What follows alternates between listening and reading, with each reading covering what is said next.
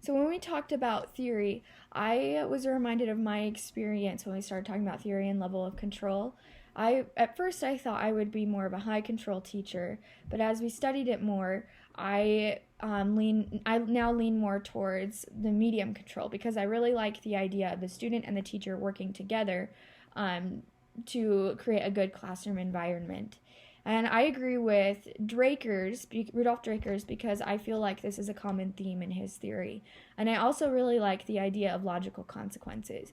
It's always really hard, either when I was in school or seeing other teachers do this, where a student acts out and they have this huge consequence that doesn't match the misbehavior, or it doesn't really make sense. So if a student does something like throwing their books on the floor, they should have to pick them up. Or if they call out in class, the teacher won't respond to them because they're supposed to be raising their hand. So different things like that. It just made more sense to me, and I like that idea better. So I really like the idea of democracy in the classroom, and having a morning meeting is really cool to talk about too. When I was in school, I don't ever remember doing a morning meeting, but I have had teachers do it since I've been in college, and I have a teacher that does it right now for my dance class. And it's most of the time really simple. She just asks us like how we're doing, and maybe simple questions like from what's our favorite food and favorite book to what's your life motto. And this has really impacted our classroom environment, and it's made me feel more comfortable, and especially in a dance class, you need that. And it's also helped me get to know the other students as well, and my teacher. And I'm really excited because of my experience with it. I'm really excited to implement that into my classroom and to see how it's different from my elementary school experience. When we talked about motivation, I really like the thought that someone shared of creating an environment where students won't feel that they'll fail. I currently work in academics at a treatment center for teenage boys, and this is a common theme. Many boys refuse to test or to do their assignments because they're scared that they'll get a bad grade. But I have really tried to improve my relationships with these boys and to try to show them that I care about their progress rather than getting a good grade. And yesterday I had an experience where a boy, he was working on his first ever essay, and it was really scary for him, and he asked me weeks before for help, and I gave him some direction, and I saw that he was working with his teacher, and he fixed the corrections that she made on his essay, and then when he went to turn it in, he got like a 64 on it, and it was really hard for him.